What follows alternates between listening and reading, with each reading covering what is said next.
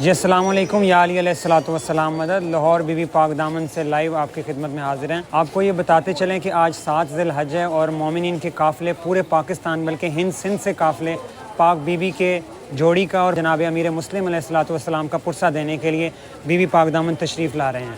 آپ کو یہ اپڈیٹ دیتے چلیں کہ آج سے لے کر 10 ذی الحج تک مومنین کا بہت یہاں پہ پاک بی بی کو پرسہ دینے کا سلسلہ جاری رہے گا، لیکن یہ فائنل اپڈیٹ ہے کہ پاک بی بی کا دروازہ، حرم کا دروازہ نہیں کھلے گا۔